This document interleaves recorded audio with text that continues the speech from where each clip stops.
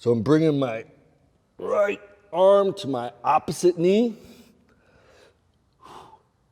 And then you would do the prescribed reps.